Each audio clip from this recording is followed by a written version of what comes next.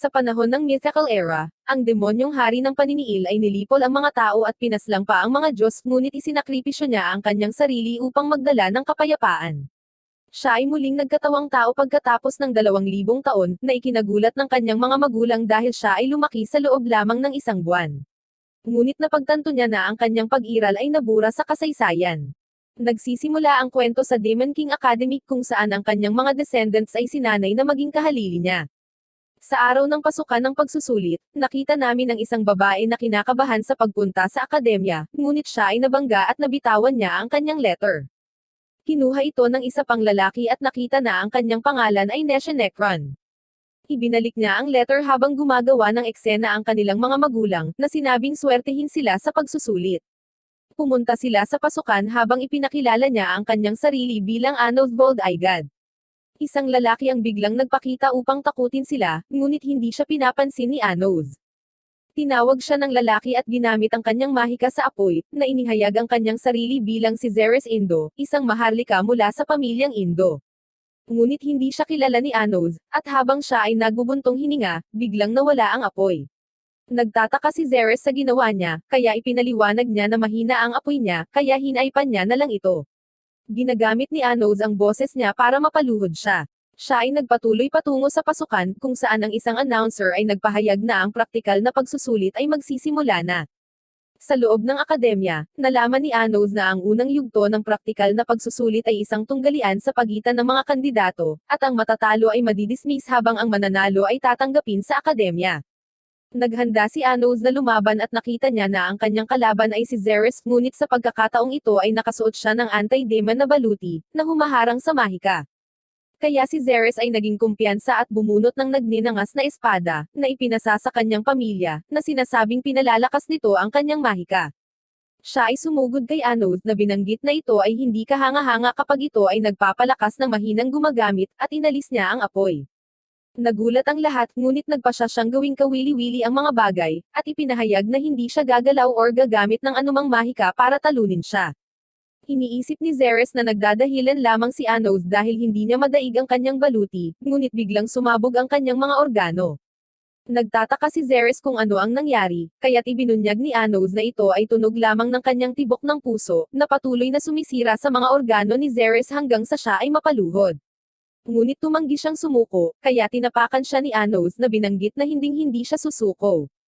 Pinitik ni Anoth ang kanyang mga daliri at tuluyan na siyang pinawi, ngunit napagtanto niyang nasobrahan niya ito, kaya binuhay niya itong muli, sinabihan siyang sumuko.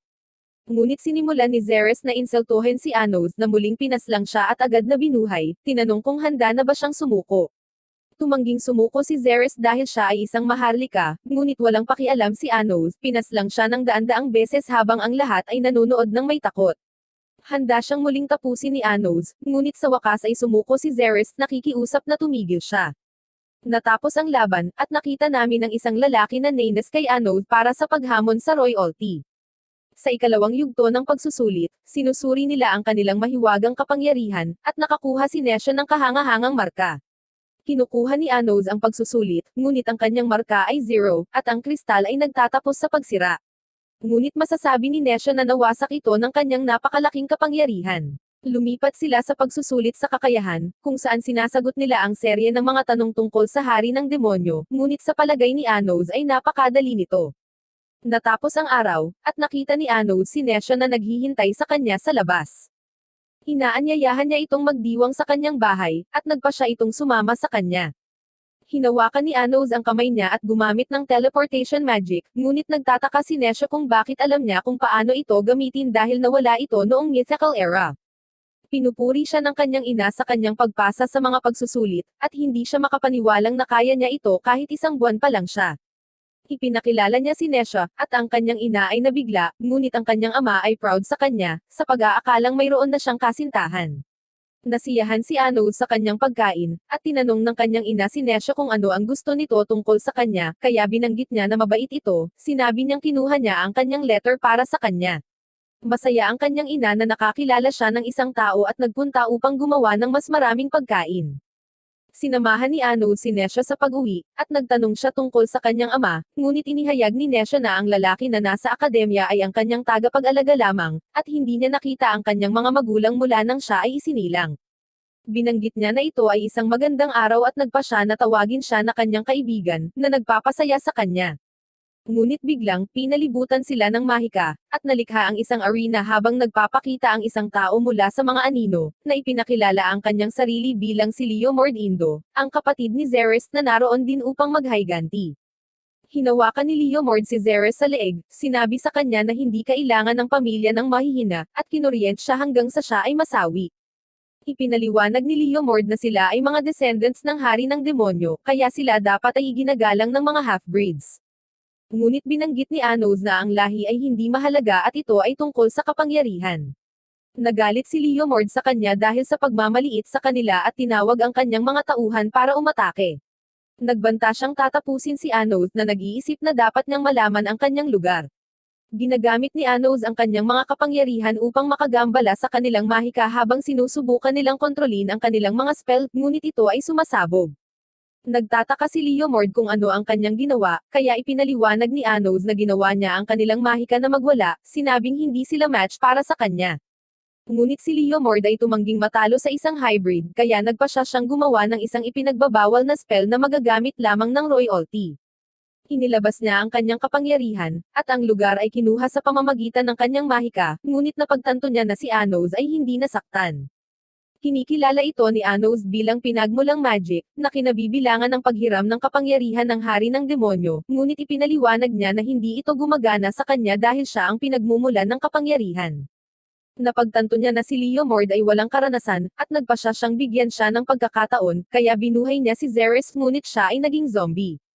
Tinanong niya si Leo Mord kung bakit niya ito pinaslang, at sinubukan ni Leo Mord na pigilan siya, ngunit hindi gumana ang kanyang mga pag-atake. Ipinaliwanag ni Anos na ang mga zombie ay nagiging mas malakas mula sa puot ng mga pumaslang sa kanila, kaya sinabi niya kay Leo Mord na dapat niyang kilalanin ang kanyang kapatid, at alalahanin ang kanilang mga sandali na magkasama upang matigil ang puot. Ngunit tumanggi si Leo Mord na gawin ito, at sasalakayin na siya ni Zeres, kaya nababahala si Laird. Sinabihan siya ni Anos na tawagin ang pangalan ng kanyang kapatid, kaya sinisigaw niya ang pangalan ni Zeres habang inaalala niya ang mga sandaling magkasama sila. Ngunit biglang sumabog ang field, at pareho silang napaslang. Nadismaya si Anos na ang mga bond sa panahong ito ay naging mahina, ngunit ginamit niya ang kanyang magic sa mga ito at pinoprotektahan si Nesha habang binubura niya ang lugar mula sa pag-iral. Siya ay nadismaya sa kung gaano kaina ang kanyang mga descendants, at tinanong nila siya kung sino siya, kaya ipinahayag ni Anos na siya ang tunay na demonyong hari ng paniniil. Bumalik sa mythical era, si Anos ay nakaharap ng bayani, ngunit ipinaliwanag niya na ang pagpaslang sa kanya ay hindi magtatapos sa digmaan dahil kahit na matalo ang mga demonyo, ang mga tao ay makakahanap ng isa pang kaaway. Ngunit nais ng bayani na maniwala sa sangkatauhan, kaya nag-aalok si Anos na lumikha ng isang hadlang sa pagitan ng mga dimensions na nagsasabing isasakripisyo niya ang kanyang sariling mahiwagang enerhiya. Tinanong siya ng bayani kung bakit gusto niya ng kapayapaan, kaya inulit niya na hindi demonyo ang problema at pagod na rin siya sa trahedya. Nagpa siya ang bayani na magtiwala sa kanya, kaya sinimulan nila ang ritual. Tinamaan ng bayani ang kanyang kaibuturan, inatake ang kanyang puso, at umaasa siyang maaari silang maging magkaibigan sa kabilang buhay. Mayroong isang malaking sinag ng liwanag, at lahat ay nasakop ng kanyang mahika habang ang hadlang sa pagitan ng mga kaharian ay nilikha. Pagkaraan ng 2,000 taon, nagising si Anos at nakita ang kanyang mga bagong magulang na magpapangalan sa kanya, ngunit sinabi niya sa kanila na tawagin siyang Anos, at nagulat sila na nakakapagsalita na siya. Sa unang araw sa paaralan, ipinahayag ni Nesha na si Anos lamang ang bumagsak sa pagsusulit sa kaalaman, at iniisip ni Anos kung paano ito posible. Tinanong niya siya tungkol sa hari ng demonyo, ngunit hindi siya pinapayagang makipag-usap tungkol sa kanya, kaya nagpa siya si Anos na basahin ang kanyang mga iniisip at napagtanto na ang pangalan ng hari ng demonyo ay pinalitan ng Delivaya. Iniisip kung paano nangyari iyon. Ipinaliwanag ni Nesha kung paano sinusukat ang kakayahan ng isang mag-aaral, na sinasabing depende ito sa kung gaano kapareho ang kanyang pag-iisip at emosyon sa demonyong hari. Sasabihin na niya sa kanya ang tungkol sa estudyanteng may pinakamaraming kakayahan, ngunit naantala siya ng may babae na dumaan sa kanila. Ipinakita ng guro na si Emily ang spell na gagamitin nila para sa susunod na gawain, na sinasabi sa kanila na magkakaroon sila ng team duel. Hinihiling niya sa kanila na piliin ang mga kapitan ng bawat koponan, at nagsimulang magboluntaryo ang mga estudyante, kasama si Anos, ngunit ipinaliwanag ni Emily na hindi siya karapat-dapat dahil isa siyang hybrid na estudyante at hindi bahagi ng royalty. Pero nangako si Anos na patutunayan na mas magaling siya sa lahat. Nagbabanta siya na paalisin siya kapag nabigo siya, ngunit lumapit siya sa bilog na spell na nagpapaliwanag na ito ay may depekto. Gumagawa siya ng kaunting pagbabago sa mahiwagang daloy, at dinobol ng bilog ang pagiging epektibo nito, na ikinagulat ng lahat. Pinayagan siya ni Emily na ideklara ang kanyang kandidatura, at umupo siya habang sinasabi niya sa mga pinuno ng grupo na magpakilala. Tumayo ang babae mula kanina, ipinakilala ang sarili bilang Siren Necron, at ibinunyag ni Nesha na kapatid niya siya. Pero nagtataka si Anos kung bakit pureblood siya samantalang si Nesha naman ay itinuturing na hybrid, kaya ipinaliwanag niya na desisyon ng pamilya iyon. Sinabi sa kanya ni Emily na oras na niya, kaya nagpakilala si Anos at sinabi sa kanila na peke ang demonyong hari na pinaniniwalaan nila. Ang mga estudyante ay nahahati sa 4 na grupo, at si Syra ay napapaligiran dahil lahat ay gustong makasama sa kanyang koponan. Nilapitan niya si Anos, iniisip na wala itong pagkakataon dahil isang tao lang ang kasama niya, na tinatawag si Nesha na isang manika na walang kaluluwa. Ngunit sa palagay ni Anos ay ignorante siya dahil sa tingin niya ay walang kaluluwa ang mga manika, na sinasabi sa kanya na kulang siya sa kaalaman. Sa tingin ni Syra ay walang modo siya, kaya nagpasya siyang gamitin ang kanyang Eye of Destruction para parusahan siya. Ang lahat ay natatakot, ngunit ang kanyang kapangyarihan ay walang epekto sa kanya dahil si Anos ay may sariling Eye of Destruction, at sinabi niya sa kanya na huwag siyang maliitin. Inamin ni Anos na siya ay may isang mahusay na antas ng magic at iniimbitahan siya na sumali sa kanyang kapatid na babae sa kanyang koponan, ngunit binanggit niya na hindi niya itinuring si Nesha bilang kanyang kapatid. Pagkatapos ng klase, nakipag-usap si Syra kay Anos na gustong magdagdag ng mga kondisyon sa kanilang laban sa labanan sa koponan. Nangako siyang sasali sa kanyang koponan kung matatalo siya, ngunit kung manalo siya, gusto niyang maging alipin niya ito. Tinatanggap ni Anos ang mga kondisyon nito, alam niyang hindi siya matatalo, ngunit mukhang may kumpiyansa si Syra, at lumayo siya nang mapagtanto niyang hindi pa rin niya makontrol ng maayos ang kanyang mga mata. Makalipas ang 1 linggo, maghaharap ang kanilang mga koponan sa kagubatan, at lumikha sila ng Zepak upang maitatag ang kanilang taya. Magsisimula ang laban, at nalaman namin na ang layunin ay ibagsak ang pinuno ng kaaway. Ang koponan ni Syra ay nagtatayo ng kanilang kuta habang tinanong ni Nesha si Anos tungkol sa kanyang plano, at nangako siyang sosorpresahin sila. Mabilis na nakagawa si Nesha ng 3 kastilyo gamit ang kanyang spell, ngunit iniisip ni Syra na isa itong ilusyon upang makabili ng oras, at nagpasya siyang gumawa ng unang hakbang. Ngunit bigla nilang nakita si Anos na papalapit sa kastilyo. Handa siyang parusahan siya, ngunit sinabi ni Anos sa kanya na hindi ito gagana. Habang nagtataka sila kung paano niya naririnig ang mga ito, ipinaliwanag ni Anos na ang kanilang encryption spell ay madaling masira, ngunit sinusubukan niyang manatiling positibo, sa pag-aakalang ang isang tao ay hindi makakadaan sa kanilang mga panlaban. Ngunit hinawakan ni Anos ang kastilyo, itinaas ang buong istruktura, at itinapon niya ito sa langit. Sinabi niya sa kanila na subukang lumapag ng malumanay, at nagsimula siyang makipaglaro sa kanila habang itinatapon niya ang mga ito. Nakita namin na ang kastilyo ay nawasak at lahat ay nasugatan, ngunit si Syra ay tumangging sumuko. Iminumungkahi niya ang pagsasagawa ng Geograze na itinuturing na pinakamalakas na antas ng magic ng apoy. Kaya't pinagsama nila ang kanilang kapangyarihan upang ipatawag ang Geograze Cannon, at pinaputok nila ito kasama ang lahat ng mayroon sila. Inamin ni Anos na nagsisikap siya ng husto, ngunit nagpaputok siya ng maliit na apoy na tumatagos sa kanilang spell, dahilan para mawala ito. Ang apoy ay malapit nang umabot sa kanila, kaya sinubukan nilang gumamit ng mga hadlang upang pigilan ito, ngunit sinira nito ang lahat at tumama sa kastilyo, na tinatangay ang lahat. Nakatayo si Syra at humarap sa kanya si Anos, habang iniisip niya kung paano niya nagawang mag-cast ng Geograze ng mag-isa. Ngunit inihayag ni Anos na gumamit lamang siya ng isang Gregot, na itinuturing na pinakamahinang spell ng apoy, ngunit nanalo siya dahil mas malakas siya kaysa sa kanila. Ipinaalala niya sa kanya ang tungkol sa kanilang kasunduan, at nangako si Syra na maghihiganti, ngunit alam niyang hindi niya masisira ang kanilang kasunduan, kaya sumali siya sa kanyang koponan, na iniisip na ginawa niya ito para lamang kay Nesha. Ngunit binanggit ni Anos na may isa pang dahilan, sinasabing maganda ang kanyang mga mata dahil nagliliwanag ang mga ito sa isa sa mga pinaka-eleganteng anyo ng mahika na nakita niya. Tumungo sila sa kanyang bahay kung saan nakita namin na ipinagmamalaki ng kanyang ina ang kanyang tagumpay. Ipinakilala ni Syra ang kanyang sarili, kaya nabalisa na naman ang kanyang ina, at naisip ng kanyang ama na kamangha-mangha siya sa pagkakaroon ng dalawang kasintahan. Sabay silang kumakain, at mukhang masaya si Syra. Pagkatapos kumain, sinamahan ni Anos ang magkapatid na umuwi at napansin niyang mas malapit na sila ngayon. Dumating sila sa kanilang bahay, at aalis na siya, ngunit nagpa siya si Siren na kausapin siya, pinasalamatan siya sa pagtulong sa kanya na makipag-ayos kay Nesha, at binanggit niya na siya lang ang naghamon sa kanya. Nagtatanong siya ng kakaibang tanong, iniisip kung ano ang gagawin niya kung natataka na ang kanyang kapalaran. Ngunit ipinaliwanag ni Anos na hindi ito mahalaga dahil babaguhin lang niya ang kanyang kapalaran. Sa tingin ni Syra ay kahanga-hanga siya, at kinis niya ito, ngunit ipinaliwanag niya na ito ay bilang isang kaibigan lamang. Sinabi ni Anos sa kanya na ito ay isang magandang regalo, kaya namumula siya, at tinawag nila itong isang gabi.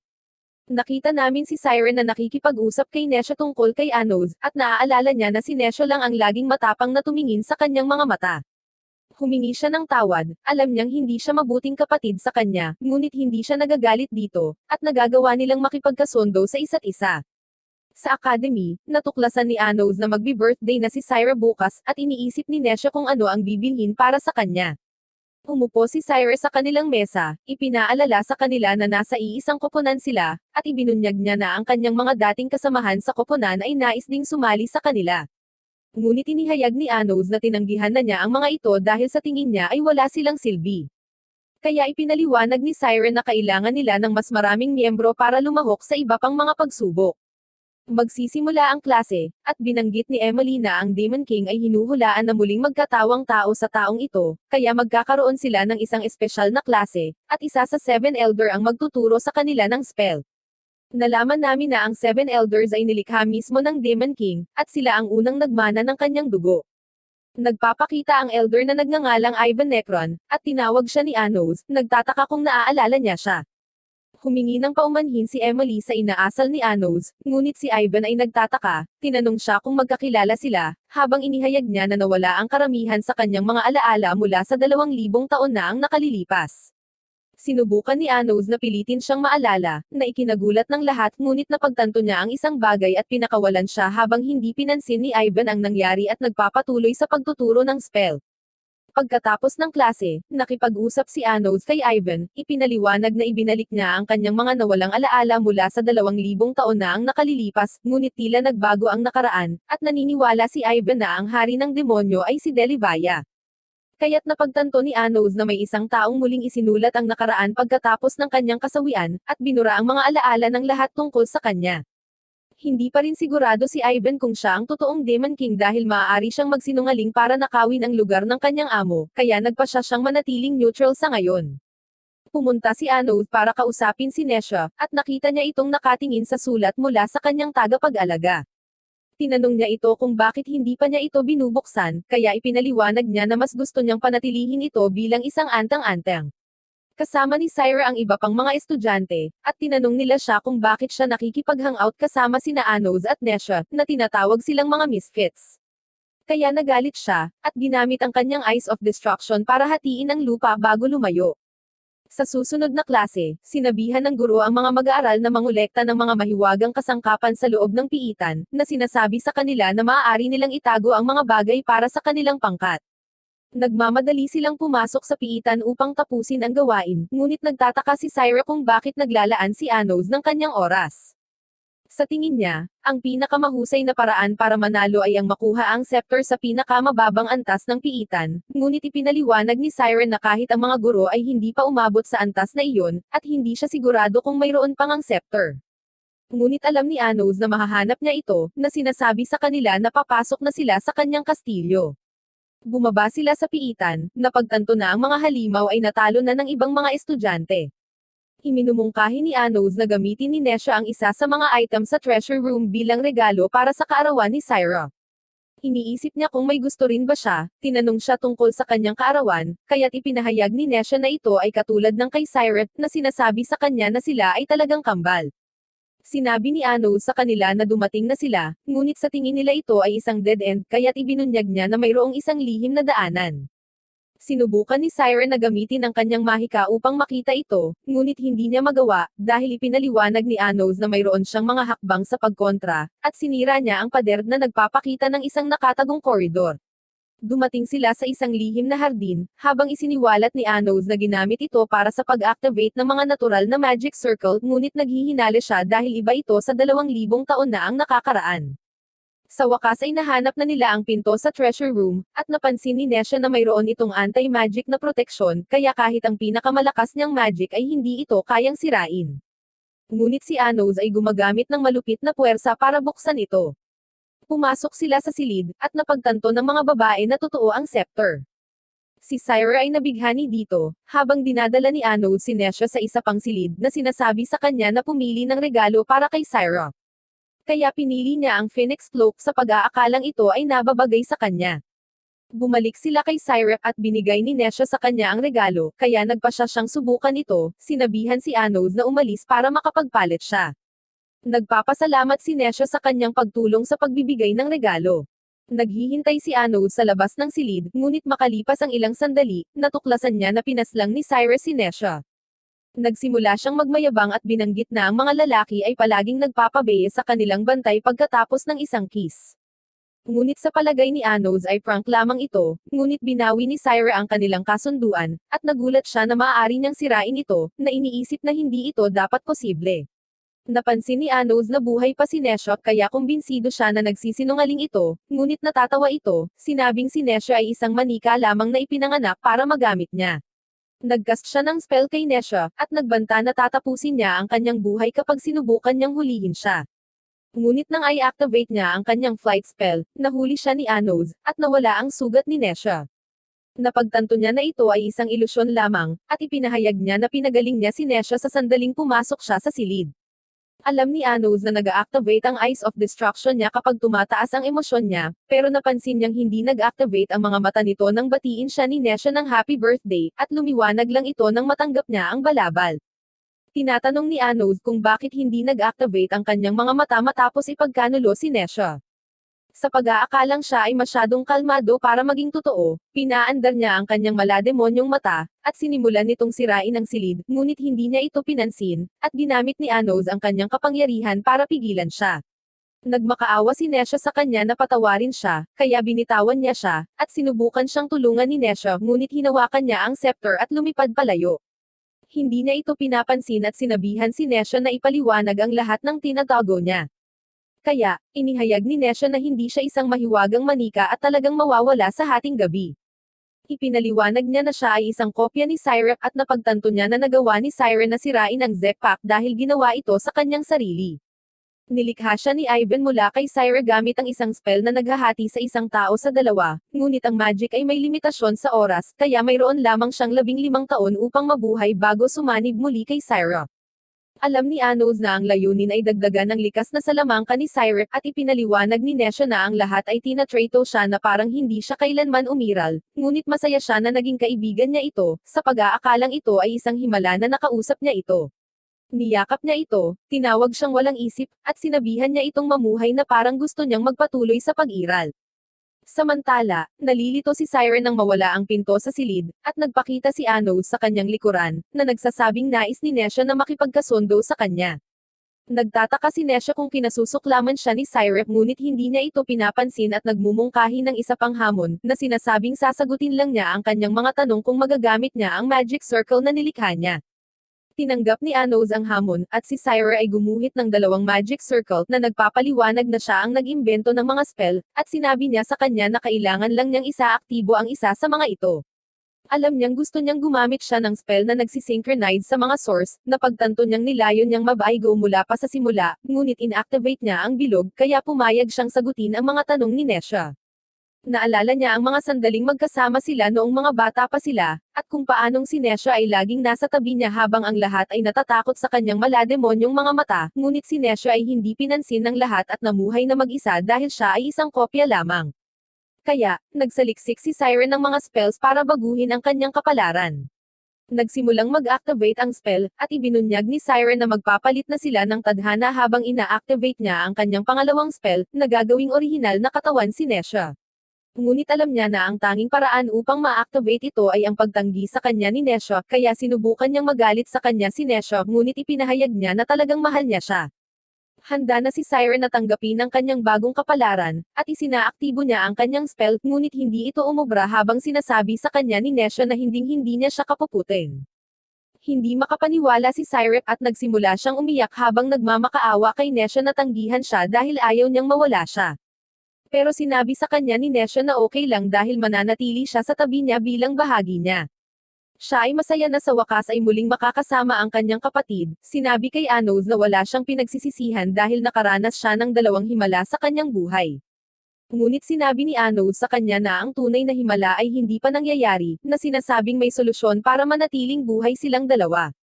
Sa palagay niya, kailangan lang niyang baguhin ang nakaraan, na sinasabi sa kanila na dati silang dalawang magkaibang nilalang, kaya kung babalik sila sa panahon kung kailan na-activate ang fusion magic, magkakaroon ng dalawang orihinal na mapagkukunan sa halip na isa. Kaya, pagsasamahin ng spell ang apat na pinagmumulan, at sila ay magiging tunay na kambal.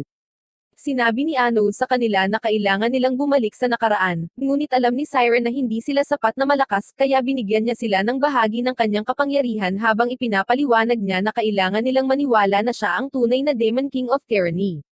Ngunit biglang sinira ni Ivan ang kisame at inatake siya, iniisip na pinipigilan niya si Siren na maging perpektong sisidlan para sa paggising ng kanyang amo. Ngunit sinabi niya kay Ivan na ang kanyang amo ay buhay na at itinulak siya pabalik. Hinalis ni Anos ang talem at ibinato ito pabalik kay Ivan, na inipit siya sa dingding. Ipinaliwanag niya na wala siyang oras upang makipaglaro, at nagpasya siyang i-activate ang kanyang magic upang maibalik ang mga babae sa oras. Ngunit bigla silang naantala habang nagpapakita ang tagapangalaga ng Diyos ng oras na sinasabi sa kanila na naroon siya upang parusahan sila dahil sa pagkagambala sa daloy ng oras. Kinuha niya si Ivan, at nag-rewind siya ng oras para pagalingin siya bago siya bigyan ng kapangyarihan ng oras. Nabuhay siyang muli habang inutusan siya ng Diyos na tapusin si Anos na naghagis sa kanya ng isang Geograze, ngunit pinigilan niya ito, na sinasabing siya ay naging invincible. Nagawa niyang masira ang hadlang ni Anos, tinusok siya mula sa likod, at nakita siya ng mga babae na nawala habang ipinagmamalaki ni Ivan ang kanyang bagong kapangyarihan. Ngunit biglang sumulpot si Anos sa kanyang likuran, na nagpapaalala sa kanya na hindi siya maaaring masawi. Nagtataka si Ivan kung paano pa siya nabubuhay, kaya ipinaliwanag niya na nabuhay siya, ngunit tumanggi si Ivan na sumuko. Nagpasya siyang ihinto ang oras para sa kawalang hanggan habang ang kadiliman ay sumasakop sa lugar, at sina Syra at Nesha ay nagyelo. Ngunit wala itong epekto kay Anos na binanggit na walang silbi ang spell laban sa kanya. Hindi makapaniwala si Ivan, at sumugod siya, sinusubukang tapusin si Anos, ngunit pinigilan niya ito gamit ang kanyang mga hadlang, pinilit siyang umatras habang ipinapaliwanag niya na siya ang tunay na hari ng demonyo. Sinabi niya kay Nesha at Siren na maaari niyang sirain ang lahat ng mga hadlang sa kanilang landas, kaya hindi na nila kailangang mag-alala tungkol sa anumang bagay kung magpasya silang sundan siya. Biglang nasira ang spell, at tinawag nila ang kanyang pangalan habang nagsisimula silang magliwanag dahil naniniwala na sila ngayon na siya ang totoong Demon King of Tyranny. Nahanap nila ang kanilang nakaraan, at ang apat na pinagmumulan sa wakas ay nagsanib, at natapos ang spell.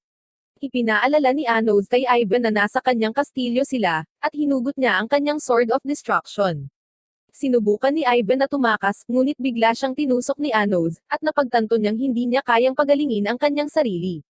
Sinabi ni Anos sa Diyos na huwag na siyang hamanin muli, at patuloy niyang inaatake si Ivan at tuluyang winasak ang kanyang katawan.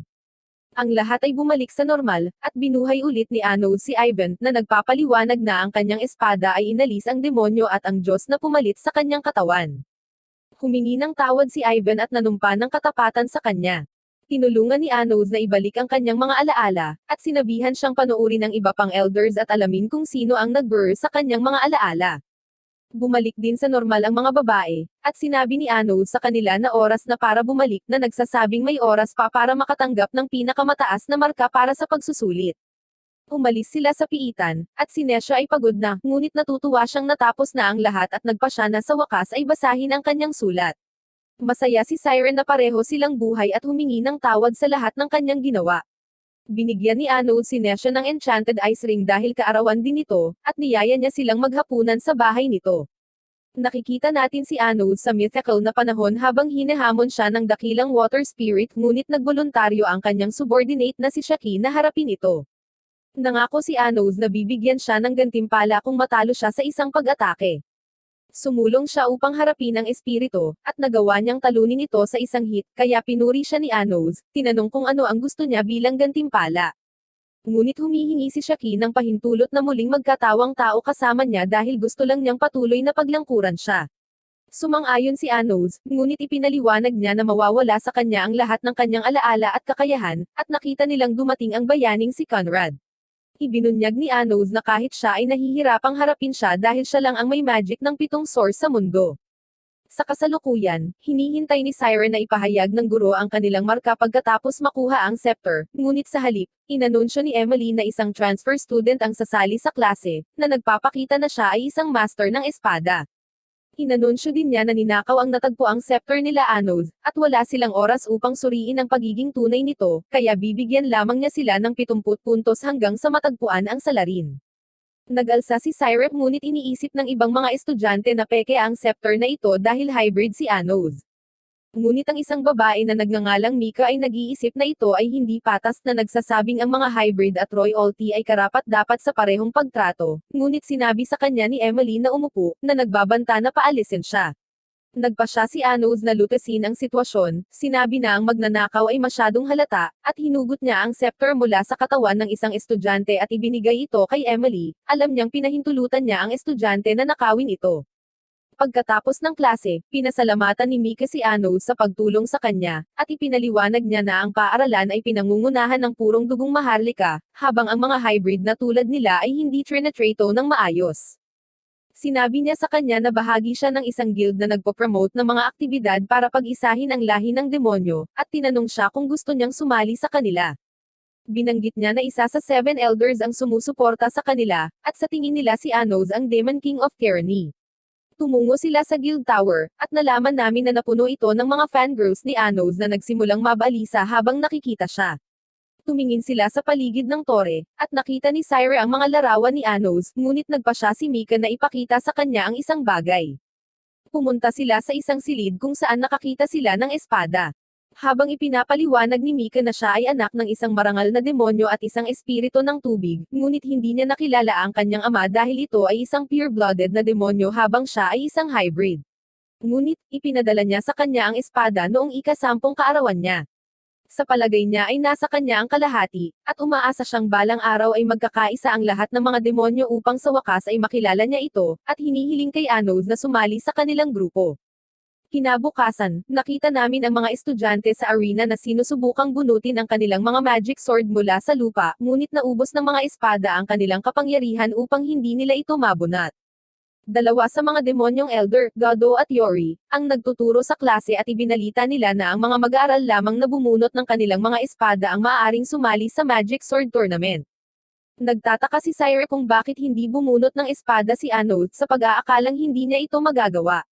Ngunit ibinunyag niya na isa lamang ang sandata na hindi niya kayang gamitin, at ito ang banal na espada na ginamit ni Conrad sa mythical era, at pinalipad niya sa kanya ang isa sa mga espada. Pinuri siya ng isa sa mga elder at nagpas siyang hamanin siya, ngunit nakita nila ang isa pang lalaki na nagbubuhat ng espada. Nalaman namin na siya ang transfer student. Nagpa siya si Yori na harapin siya at agad na sumulong sa pag-atake, ngunit madaling napatumba siya ng estudyante habang pinabagsak naman ni Anos si Gado. Bumalik sila sa klase, at nagulat ang guro na ayaw ng transfer student na maging leader ng isang grupo. Ipinakilala niya ang kanyang sarili bilang Rico, at tinanong niya si Anos kung maaari siyang sumali sa kanyang koponan. Binanggit ni Emily na ang royalty ay hindi maaaring tumanggap ng mga order mula sa isang hybrid ngunit hindi siya pinansin ni Rico at tinanong muli si Anos. Tumanggi siya dahil gusto niyang ipakita muna ni Rico ang kanyang determinasyon. Hiniling niya kay Mika na sumali sa koponan ni Rico dahil gusto niyang labanan sila sa susunod na labanan ng grupo. Sa araw ng kompetisyon, sinabihan ni Anos ang mga babae na harapin ang kabilang koponan habang nakikipaglaban siya kay Rico. Gumawa si Nesha ng kastilyo at napansin ni Siren na bumuti ang kanyang mahika. Sa tingin niya ay dahil ito sa singsing, ngunit ibinunyag ni Anos na pareho silang naging mas malakas dahil sumanib sila sa kanilang nakaraan. Nag-teleport siya kay Rico, na pagtantong naghihintay siya sa kanya. Ngunit biglang nagpakita ang isang higanteng golem. Napagtanto ni Anos na ibinabahagi ni Rico ang kanyang kapangyarihan sa kanyang koponan, kaya nagpa siya siyang balansehin ang laban sa pamamagitan ng paggamit ng isang stick. Nahihirapan si Cyrus sa pagharap sa golem, kaya sinabihan siya ni Anos na pagsamahin ang kanyang kapangyarihan kay Nesha at gamitin ang Geograze. Habang nagrereklamo si Rico na hindi siya nakatutok sa kanilang laban, iniisip ni Cyrus kung sapat na ba ang kanilang kapangyarihan, ngunit nagtiwala si Nesha kay Anos. Naghahanda silang gamitin ang spell habang nagpapakita ang kanya ng Geograze. Isinaaktibo nila ang spell at pinaputok ito ni Nesha habang pinalakas ni Syra ang bilis nito, na nagpapahintulot sa kanila na pasabugan ang golem. Napagtanto ni Syra na naging mas malakas sila, ngunit bigla siyang inatake ni Mika. Samantala, mukhang naabot na ni Rico ang kanyang limitasyon, ngunit bumangon siya at ipinagpatuloy ang kanyang pakikipaglaban kay Anos na humanga na nagsimula siyang lumaban ng mas mahusay. Nagpumigla si Syra laban kay Mika kaya nagpa siya siyang gamitin ang kanyang Phoenix na balabal ngunit kumpiyansa si Mika na matatalo niya siya gamit ang espada ni Rico. Sasalakayin na siya ng golem kaya lumalabas si Nesha para tumulong at nagpa siya silang pagsamahin ang kanilang mga kapangyarihan, gamit ang kanilang apoy at ice magic upang lumikha ng isang superior na spell na itinaboy pareho si Mika at ang golem.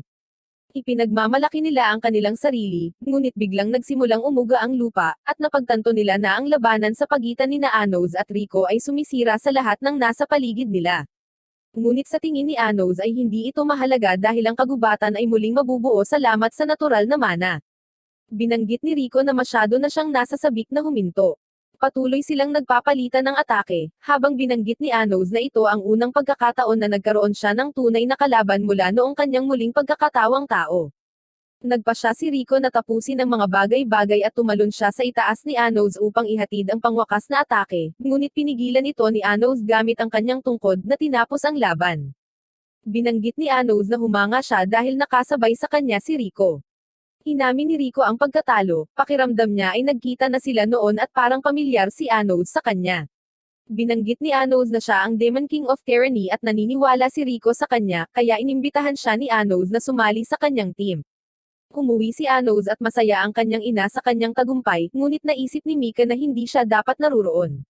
Ngunit inihayag ni Anos na tinanggap niya siya sa koponan, na sinasabi sa kanya na mayroon siyang potensyal habang binabanggit niya na ang kanyang magic sa tubig ay kamangha-mangha, na nagpapasaya sa kanya.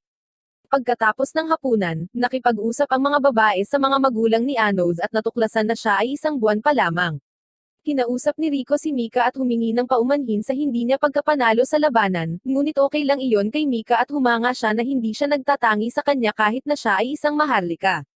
Kinabukasan, inanunsyo ni Emily na si Rico at Anos ang napiling kumatawan sa klase sa isang Magic Sword Tournament, kaya kailangan nilang kumuha ng armas bago ang event. Pagkatapos ng klase, nakita namin na si Rico ay nasa sabik para sa kanilang rematch, ngunit iniisip ni Anos na may kainahinala tungkol sa royalty na nagre-recruit sa kanya para sa paligsahan, dahil malinaw na ayaw nilang manalo siya. Ngunit ginambala sila ni Mika, na inihayag na ang elder na pinapaboran ang mga hybrid ay gustong makita siya. Tumungo si Anos sa tore at naging emosyonal ang elder na si Merrick nang makita siya, sinabing naghintay siya ng 2,000 taon para makabalik siya. Nagtataka si Anos kung naaalala niya siya, kaya ipinaliwanag ni Merrick na bahagi ng kanyang mga alaala ang binura ng isang tao, ngunit naaalala pa rin siya ng kanyang source. Matapos isakripisyo ni Anos ang kanyang sarili, nagising si Merrick sa gubat ng mga espiritu at inabot siya ng 100 taon upang makatawid sa hadlang sa mundo ng demonyo. Ngunit sa oras na bumalik siya, natuklasan niya na pinalitan ang pangalan ng kanyang amo sa Delibaya. Nagtataka si Anos kung sino ang pumili sa kanya para sa torneo, at naniniwala si Merrick na ginawa ito ng mga maharlika dahil gusto nilang matalo siya para mapatunayan nilang mas mababa ang mga hybrid. Pinayuhan siya ni Merrick na umalis sa paligsahan, sa pag-aakalang si Delibaya ay maaaring magbunyag ng kanyang sarili kung hindi gagawin ni Anos ang kanilang pain, at nangako siyang pag-iisipan ito. Umuwi si Anos at ibinunyag ni Nesha na tinulungan niya ang kanyang ina na maghanda ng hapunan. Nag-enjoy sila sa pagkain at pinag-uusapan ang tournament, habang naaalala ni Anos na kailangan pa niya ng magic sword. Pagkatapos kumain, nag-aalok siya na isama si Nesha sa isang date bilang isang paraan upang pasalamatan siya para sa pagkain, na sinasabi sa kanya na pumili ng lugar na gusto niyang puntahan.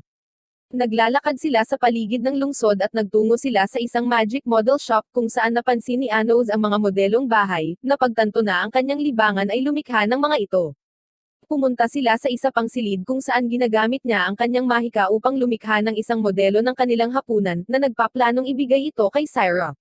Nagpa siya si Anos na subukan ito, lumikha ng isang modelo ng buong kaharian at humanga ang may-ari ng tindahan na iniisip na ito ay isang obra maestra. Kaya inaalok niya ang kanyang buong tindahan na bilhin ito mula sa kanya, ngunit ipinaliwanag ni Anos na wala siyang pagnanais na ibenta ito.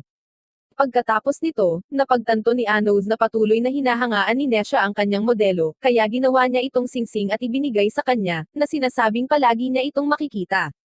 Nagpasalamat si Nesha sa kanya at nakakita sila ng cat cafe, kaya nagpa siya silang tingnan ito.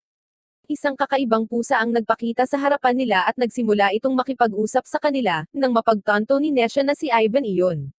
Nagulat siya kay Anos na nagsasabing ang grupo ng unification ni Mika ay kinokontrol ng isang tao, ngunit ang grupo ay walang ideya kung sino siya.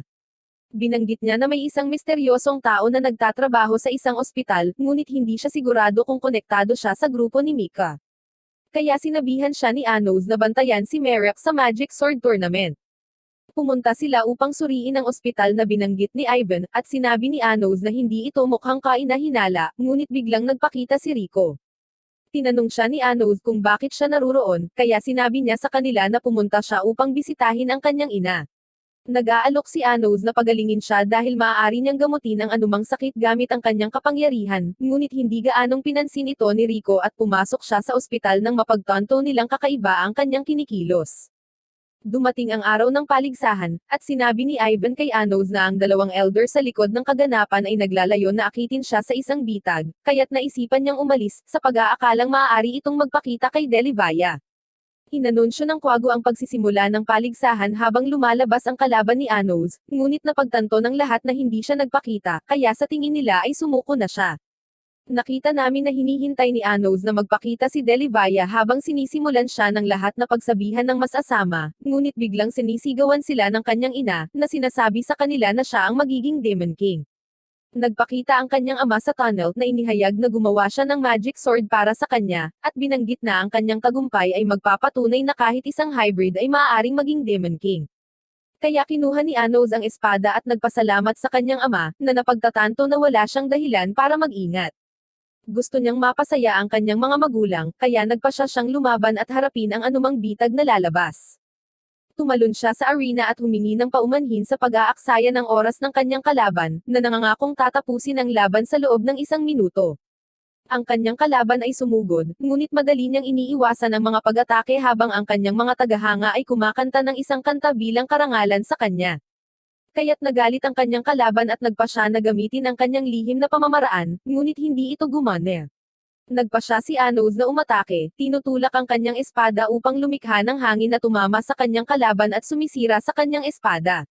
Idineklara si Anos bilang panalo dahil binanggit niya na nagawa niyang manalo sa eksaktong 1 minuto. Ngunit galit na galit si Emily dahil natalo niya ang kanyang kapatid.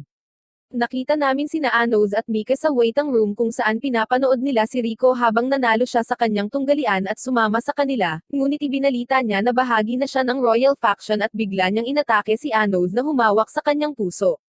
Nakikita namin na sinusubukan lang nila ang isa't isa, at inaabangan nila ang kanilang laban sa finals. Napansin ni Anos ang pagkakaroon ng isang mahiwagang collar kay Rico, na idinisenyo upang sirain ang kanyang pinagmulan, kaya naisip ni Anos na siya ay kinuha bilang isang bihag. Natapos ang araw, at binabati ng lahat si Anos sa kanyang tagumpay. Ang kanyang ina ay nag-aalok na itago ang kanyang espada para sa kanya, iniisip na siya ay pagod, at alam niyang hindi niya ito pwedeng mawala, or siya ay madidisqualify sa paligsahan. Ibinigay ito ni Anos sa kanya, at nagulat siya sa bigat nito ngunit nangakong paprotektahan ito sa tulong ng mga babae. Pumunta si Anos sa ospital kasama si Mika, at nahanap nila ang ina ni Rico. Napagtanto ni Anos na humihina ang kanyang mahika, at nalaman niyang nagdurusa siya sa isang espiritual na sakit na hindi pa niya narinig. Alam niyang mawawala siya, napagtanto na siya ay isang kalahating espiritu at kalahating demonyo tulad ni Mika, na sa tingin niya ay imposible dahil alam nila na si Rico ay mula sa royalty. Iniisip ni Anos na maaaring siya ang kanyang foster mother, nag-iisip kung paano siya pagagalingan, ngunit bigla siyang nagising at nakilala si Anos. Ipinaliwanag niya na palaging nagsasabi si Rico tungkol sa kanya at tinatawag siyang kaibigan, ngunit tinanong ito ni Anos kung alam niya na gumawa si Rico ng Quezendone. Ipinaliwanag niya na ginawa niya ito bilang kapalit ng kanyang paggamot. Nagtanong si Anos tungkol sa kanyang sakit, kaya ipinaliwanag niya na mayroong espiritu dahil sa damdamin ng lahat na naniniwala sa kanilang pinagmulan, ngunit ang kalahating espiritu ay madaling mawala dahil ang kanilang pinagmulan ay mas mahina. Nagsimula siyang magsalita tungkol kay Rico, na nagsasabing siya ay isang mabuting lalaki na mahilig humawak ng espada, ngunit palagi siyang malungkot dahil wala siyang mahanap na tunay na kalaban. Ipinahayag niya na masaya siya nang matalo siya kay Anos, at hiniling niya sa kanya na labanan si Rico sa paligsahan upang magamit niya ang kanyang buong lakas at hindi na mag-alala tungkol sa kanya. Ngunit naisip ni Anos na may ibang paraan, at lumikha siya ng isang bagong spell, na sinasabi kay Mika na gamitin ang kanyang pinagmulan upang pasiglahin ang espiritual na kapangyarihan ng ina ni Rico. Ngunit binalaan niya ito na maaari silang pareho na maalis na sinasabing hindi niya ito mabubuhay kung maubos na ang pinagmulan nito, ngunit pumayag itong gawin ito dahil naniniwala siya sa kanya. Nagsimula ang spell, at ang pinagmulan nito ay dumaloy sa ina ni Rico, ngunit may napansin si Anos. Nakita namin ang kanyang ina kasama ang mga babae habang naglalakad sila pauwi, ngunit biglang sumulpat si Emily. Ipinaliwanag niya na ang namumunong komite ay dapat na panatilihin ang espada ni Anos hanggang sa finals, ngunit sa tingin ng kanyang ina ay mas mabuting ihatid ito ng personal sa komite. Kaya, sinubukan ni Emily na kunin ito sa pamamagitan ng puwersa, ngunit tumanggi siyang ibigay ito, kaya inatake siya ni Emily ng isang spell, at sa huli ay nasugatan siya. Patuloy ang pag-atake ni Emily, kaya pinoprotektahan siya ng mga babae gamit ang isang hadlang, ngunit nagtagumpay si Emily na madaig sila, itinumba sila. Pinaalalahanan siya ng ina ni Anos na inaatake niya ang sarili niyang mga estudyante, ngunit sa tingin ni Emily ay walang karapatan ang mga hybrid na pumasok sa kanyang klase.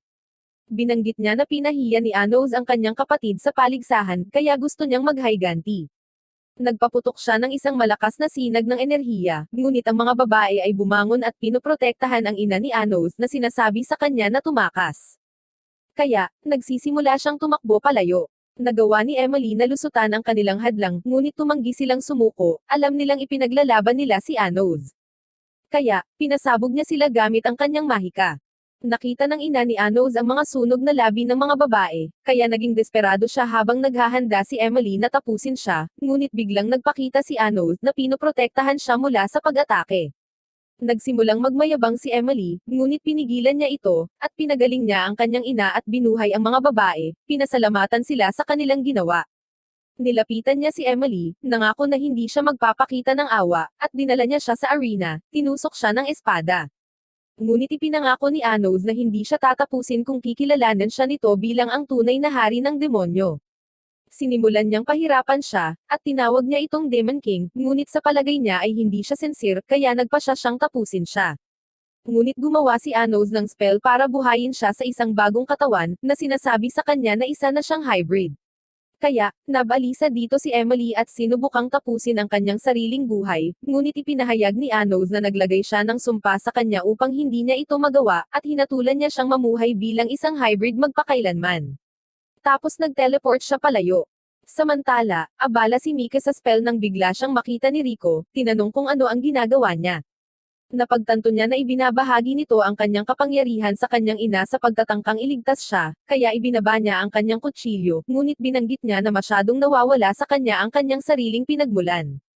Sinusubukan ni Rico na kumbensihin siya na huminto, ngunit tumanggi si Mika na tumigil kaya pinatumba siya nito at pinahiga siya. Kapag napagtanto niyang may malay ang kanyang ina, sinabihan siya nito na huwag mag-alala tungkol sa kanya, na nagpapaliwanag na nagkaroon siya ng magandang buhay salamat sa kanya. Naaalala niya nang matagpuan niya ito sa mga lansangan, at natutuwa siyang naging ina niya. Nagpakita si Anos, at nakita niya si Mika na nakahiga. Kaya, tumingin siya sa labas at nakita si Rico na paalis na ng ospital. Kinabukasan, binanggit ng Quago na magsisimula na ang finals, at sa wakas ay naghanda sina Rico at Anos na magkaroon ng tunay na tunggalian. Ngunit bago magsimula ang laban, nagpapatupad sila ng mga bagong alituntunin, at sina Anos at Rico ay nagsusuot ng mga spiritual drain ng bracelets habang ipinapaliwanag ng Quago na ang gumagamit ay matatalo kung ito ay masira. Nagsimula ang tunggalian, at nagsimula na silang maglaban habang pinupuri ni Rico si Anos sa pakikipaglaban niya gamit ang pulse arrows na inihayag na ang suot niya ay para lamang sa palabas, ngunit ayaw niyang manalo ng ganito, kaya binasag niya ang kanyang pack, at ang mahiwagang color ay tumusok sa source niya. Ipinaliwanag ni Rico na nilabag niya ang kanyang kontrata sa royalty, kaya masasawi siya, at alam niyang hindi niya mapapagaling ang kanyang ina, kaya nagpa siya siyang masawi na lumalaban kay Anos sa lahat ng mayroon siya. Si Anos ay handa na para sa tunggalian, na nagsasabi sa kanya na tumutok sa labanan, at nagsimula silang makipaglaban nang mapansin ng iba na sila ay gumagalaw ng napakabilis. Nang iwasan ni Rico ang mga pag-atake ni Anos, nagawa niyang tamaan siya sa braso bago tumalon palayo at nagpatuloy sa sunod-sunod na pag-atake. Habang pareho silang nasugatan, umatake sila laban sa isa't isa. Nang ma-atake ni Anos si Rico, sinabing tapos na ang laban, at sumulong sila para sa panghuling pag-atake, at nawala ang braso ni Anos, ngunit nagawa niyang tusokin si Rico, na nagpasalamat sa kanya para sa laban. Isang magic circle ang na-activate, at si Anos ay nagpapakita sa ibang dimensyon kung saan sa wakas ay nakita niya ang taong responsable para sa tournament. Nag-transform ang ibon bilang si Merrick na nagpahayag na naghihintay siya ng tamang sandali at masaya na sa wakas ay maalis na siya. Binanggit niya na ang kalahati ng mahiwagang kapangyarihan ni Anos ay naubos ng pulse arrows, kaya sa tingin niya ay magiging madali ang pagpaslang sa kanya. Tinawag niya ang iba pang dalawang elders upang tumulong, sa pag-aakalang si Anos ay walang pagkakataon, ngunit binanggit ni Anos na ibinigay lamang nila ang kanilang mga sarili habang hinihiwa ni Rico ang mga elders, at si Anos ay nag-freeze ng oras. Nagtataka si Merrick kung paano buhay pa si Rico, kaya ipinaliwanag niya na iniligtas siya ni Anos sa pamamagitan ng pagsira sa spell sa kanyang huling atake. Ngunit sa palagay ni Merrick ay walang nagbago, na nagpapakitang na-trap niya ang ina ni Rico sa kanyang spell. Nagpa siya siyang makipagtawaran, na sinasabing pagagalinggan niya siya kung si Rico ay manunumpa ng katapatan sa Maharlika, ngunit ginulo siya ni Anos habang inihagis ni Rico ang kanyang espada at tumalon sa portal. Tumanggi si Merrick na matalo at lumikha ng mga bagong portal na naglalabas ng hamog, na katulad ng ginamit ni Anos upang paghiwalayin ang apat na kaharian sa panahon ng Mythical Era. Inatake niya ito at sinira ang kalasag ni Anos na nagpapaliwanag na nag-imbak siya ng bahagi ng pader upang gamitin bilang kanyang sariling kapangyarihan. Sa palagay niya ay napakahina pa rin ni Anos upang lumaban, dahil mayroon lamang siyang 1/10 ng kanyang kapangyarihan pagkatapos muling magkatawang tao, ngunit ginamit ni Anos ang kanyang braso, pinilit si Merrick na umatras. Ang hamog ay patuloy na umaatake kay Anos habang si Merrick ay nagtatago sa isang hindi malalampasan na espasyo, at siya ay nagpatawag ng isang portal upang salakayin si Rico. Ngunit gumagamit si Anos ng anti-magic barrier para protektahan siya. Sinabi niya kay Rico na gumamit siya ng sobrang mahiwagang kapangyarihan at humihingi ng tulong, ngunit ipinaliwanag ni Rico na kailangan niya ng espada, kaya lumikha si Anos ng isa gamit ang kanyang mahika. Handa na si Rico na linisin ang daan gamit ang espada, sinusubukang putulin ang hamog, ngunit naputol ang kanyang espada, kaya muli siyang pinoprotektahan ni Anos. Sa palagay niya ay hindi siya magkakaroon ng pagkakataon, ngunit ang kanyang ina ay nagsimulang makipag-usap sa kanya, nag-aalok ng kanyang kapangyarihan upang tulungan siya. Binanggit niya na palagi siyang nasa tabi niya, at nag-transform siya sa isang magic sword, na ginagamit niya upang putulin ang lahat ng bagay sa kanyang landas. Narating ni Rico ang gate, at naglunsad ng isang malakas na pag-atake upang sirain ang lahat ng kadiliman sa loob nito. Ang pag-atake ay nakakatulong kay Anos at sinalakay pa nito ang dimensyon ni Merrick. Nagbagong anyo ang kanyang ina at ipinahayag na ipinagmamalaki niya kung gaano siya naging matatag bago mawala sa ere. Kaya, nagsimula siyang umiyak, ngunit sinabi sa kanya ni Anos na Iris Erba ang kanyang mga luha para mamaya habang sinusumpa sila ni Merrick, at sinimulang likhain ang kanyang dimensyon sa natitirang hamog. Pero biglang sumulpat si Anos sa likod niya. Napagtanto niya na sinundan ni Anos ang bakas ng espiritual na espada ngunit mabilis siyang binitag ng hamog, sa pag-aakalang siya ay nanalo. Ngunit lumabas si Anos nang hindi nasaktan, kaya sinubukan siyang salakayin muli ni Merrick ngunit pinawi niya ang hamog na iniwan si Merrick sa pagkabigla. Nagtataka siya kung paano nakaligtas si Anos sa kanyang mga pag-atake, at ipinatawag ni Anos ang kanyang espada, na inihayag na sa wakas ay nabawi niya ang lahat ng kanyang kapangyarihan salamat sa pakikipag-ugnayan sa hamog. Si Anos ay umatake gamit ang kanyang espada, kaya sinubukan ni Merrick na tumakas, ngunit siya ay naputol kahit na naiiwasan ito, habang ipinapaliwanag ni Anos na ang kanyang espada ay maaaring sirain ang lahat ng mga batas. Naging desperado si Merrick at nagpatawag ng hindi mabilang na mga portal para umatake, ngunit agad silang nabasag ni Anos. Tinusok niya si Merrick gamit ang kanyang espada, napas lang ang nilalang sa loob niya, kaya bumalik siya sa normal at nabawi ang kanyang mga alaala.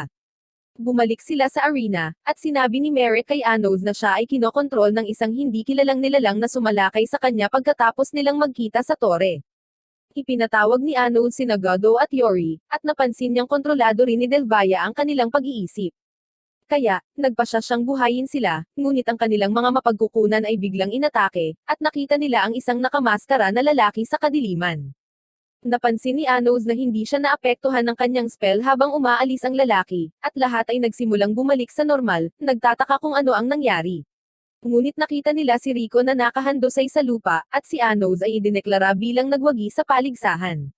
Binabati siya ng lahat, ngunit sumisigaw siya na lahat iyon ay salamat sa kanyang espada, na sinasabing ang kanyang ama ay ang Supreme Craftsman. Natapos ang kaganapan, at pinagaling niya si Rico, na nalulungkot pa rin para sa kanyang ina. Ngunit binuhay siya ni Anos, at muling nakipagkita sa kanya si Rico, na iniisip kung paano niya ito nagawa. Kaya, ipinaliwanag ni Anos na pagkatapos matuklasan na siya ay isang espiritu ng espada, nagawa niyang magpakalat ng tsismis gamit ang kanyang mahika, at nagsimulang maniwala muli ang mga tao sa kanyang pinagmulan. Nagpakita si Cyrep na kumakatawan sa kanyang pamilya upang ipakita sa kanya bilang nanalo sa torneo, na sinasabi sa kanya na ang kanyang espada ay dapat na ibles at binibigyan siya ng kiss. Bumalik sa mythical na panahon, nakita natin si Anos na tumatawid sa ilang mga hadlang habang ang bayaning si Conrad ay nagtataka kung bakit siya naruroon. Ipinaliwanag niya na dumating siya para makipag-usap, tinanong si Conrad kung ayaw niyang ihinto ang digmaan. Ngunit ang commander, si Jargo, ay biglang sumalakay, at sinabi niya kay Conrad na huwag makinig kay Anos sa pag-aakalang hindi niya gugustuhin ang kapayapaan. Siya ay kumukuha ng kapangyarihan mula sa kanyang mga tropa upang maging mas malakas na gustong ipaghiganti ang kanyang pamilya na pinaslang ng mga demonyo. Ngunit madaling tinusok ni Anos ang kanyang katawan, na sinasabi kay Conrad na pumunta sa kanyang kastilyo habang siya ay nag-teleport palayo. Sinuri ni Conrad si Jurga bago tumakbo para humingi ng tulong, at nahulog ang kanyang kwintas, ngunit nangako si Jurga na maghihiganti kay Anos sa kabilang buhay. Nakilala ng klase ang kanilang bagong guro, si Mina, matapos biglang mawala si Emily. Inanunsyo niya na sa loob ng 3 linggo ay maglalakbay sila sa kaharian ng tao para sa isang exchange class sa Hero Academy. Nagtataka ang mga estudyante kung ligtas bang bisitahin ang akademya habang ibinibigay niya sa kanila ang iba pang detalye. Ipinaliwanag niya na magkakaroon ng kompetisyon gamit ang tradisyonal na human army magic, na nagpapahintulot sa mga tropa na mag-alok ng kanilang kapangyarihan sa pinuno, at nagpasya si Anos na sanayin ang kanyang mga kaibigan upang harapin ang kompetisyon. Hindi naging madali si Anos sa kanila, ngunit si Nesha ay lumikha ng isang yelong espada para kay Rico, na tinutulungan siya sa labanan. Ngunit madaling nasira ito ni Anos at pinabagsak sa lupa. Ipinagpatuloy nila ang pagsasanay, at kalaunan ay sinabi ni Merrick kay Anos na sa wakas ay muling nabuhay sina Godo at Yori, ngunit tila ang kanilang mga alaala ay ninakaw din 2,000 taon na ang nakalilipas. Hindi siya nagtitiwala sa kaharian ng tao at hiniling kay Anos na mag-ingat sa exchange trip. Dinala ni Anos si Rico sa kanyang arsenal kung saan pumili siya ng espada na pag-aari ni Shaki, dahil pinaghihinalaan niya na maaaring si Rico ang kanyang pinagkatawang tao. Makalipas ang ilang araw, inanunsyo ng Quago na kailangan nilang makarating sa human capital sa loob ng 10 araw para makasali sila sa isang kompetisyon. Ngunit agad silang pina-teleport ni Anos, habang binabanggit ng iba na inaalis niya ang lahat ng excitement sa paglalakbay. Nagpasya siyang galugarin ang lungsod at tawagan si Syre para sumama sa kanya. Pumasok sila sa lungsod, at napansin ni Anos na ang mga tao ay payapa. Dumating sila sa Hero Academy, ngunit may lumabas na babae na nagtatanong sa kanila kung sino sila, at napagtanto niya na sila ay mula sa Demon King Academy. Kaya, ipinakilala niya ang kanyang sarili bilang si Eleanor, isang third-year senior. Binanggit niya na maaga silang dumating, ngunit ginambala siya ni Anos at ipinahayag na interesado siya sa alamat ng bayani. Kaya, nasasabik siya at nagpasya na ipakita sa kanila ang paaralan. Binibigyan niya sila ng tour, at nakakita sila ng painting ni Conrad. Pumunta sila sa library kung saan ipinakita niya ang libro tungkol sa alamat ng bayani, at kung paano niya natalo ang demonyong hari ng paniniil. Ngunit galit na galit si Siren nang marinig ito, sinabing ang hari ng demonyo ay hindi kailanman natalo sa sinuman, at siya ang nagsakripisyo ng kanyang sarili upang magdala ng kapayapaan sa mga kaharian. Ngunit pinatahimik siya ni Ano sa pag-aakalang ito ay normal para sa mga tao na magkwento ng ganito. Tinanong niya ang pangalan ng hari ng demonyo, at sinabi sa kanya ni Eleanor na ito ay Delivaya. Kaya, napagtanto niyang hindi rin nila alam ang totoo. Nagtanong siya tungkol sa muling pagkakatawang tao ni Conrad, ngunit ipinahayag ni Eleanor na mayroong 4 na reincarnated na bayani dahil mayroon siyang 7 sources, kaya nagkatawang tao sila sa iba't ibang katawan. Biglang nagpakita ang isang estudyante at binanggit na hindi maaaring isakripisyo ng hari ng demonyo ang kanyang sarili upang lumikha ng kapayapaan para sa mga kaharian, na iniisip na dapat na lamang nilang tanggapin ang pagkatalo. Ipinakilala niya ang kanyang sarili bilang Leonard, ang unang muling nagkatawang tao bilang bayaning si Conrad. At isa pang mag-aaral na nagngangalang Larry ang sumali sa kanila, na inihayag na namana niya ang ikatlong pinagmula ni Conrad. Ngunit hindi iniisip ni Anos na sila ay tunay na incarnations, kaya naisip ni Larry na hinahamon niya sila. Kaya, sumugod siya kay Anos gamit ang kanyang espesyal na pamamaraan, ngunit natalo siya ni Anos sa isang kisap mata. Kaya, siya ay nagalit ngunit sinabi sa kanya ni Leonard na huminahon at humingi ng tawad sa kanyang kawalang modo. Pagkatapos nito, inamin ni Eleanor na siya ay humanga at nagtanong kung si Anos ay muling nagkatawang tao. Kaya, kinumpirma niya ito, sinabing gusto niyang mahanap ang tunay na bayani. Ngunit bago siya umalis, sinabi ni Eleanor sa kanya na wala na si Conrad, at kahit na bumalik ang kanyang pinagmulan, hindi na siya ang bayaning naaalala ni Anos na nagbubunyag na siya ay pinaslang ng isang tao 2,000 taon na ang nakakaraan. Pagkalipas ng 10 araw, sa wakas ay dumating na sa lungsod ang iba pang mga estudyante, at nagulat sila nang malaman na naroon na si Anos. Isang grupo ng mga seniors ang humarap kay Anos habang ipinakilala ng pinuno ang kanyang sarili bilang si Rivas sa pag-aakalang gumamit si Anos ng dayo para makarating doon, at binanggit niya na hindi niya ito makikilala bilang hari ng demonyo. Magsisimula ang unang araw ng exchange, at isang lalaking nagngangalang Dustin ang nagpakilala bilang direktor ng Hero Academy. Para sa unang klase, ipinakita niya sa mga mag-aaral kung paano muling likhain ang mga bagay, at gusto niyang ipakita ng mga ito ang kanilang mahika bilang pagsubok. Pinili niya si Leonard para kumatawan sa mga tao habang pinipili ni Mina si Rivas.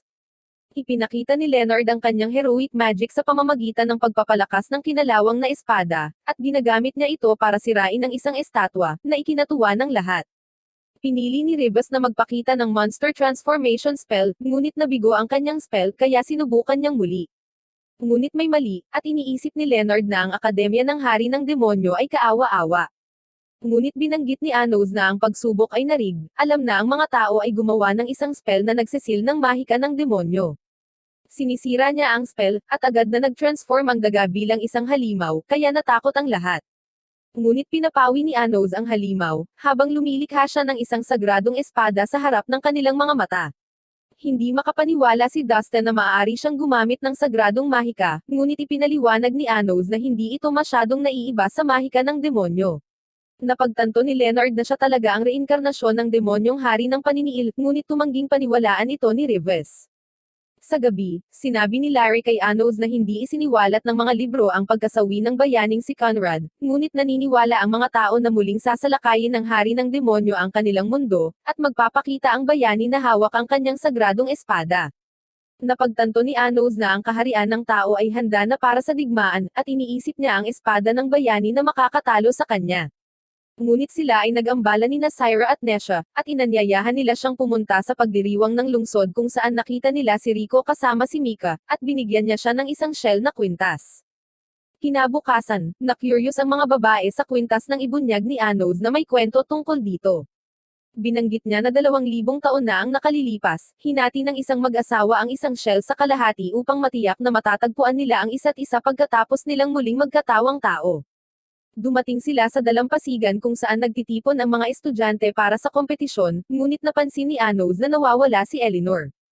Inihayag ni Dustin na sasabak sila sa isang labanan sa ilalim ng dagat na sinasabi sa kanila na huwag kaagad matalo dahil ipinapadala niya ang kanyang elite na klase.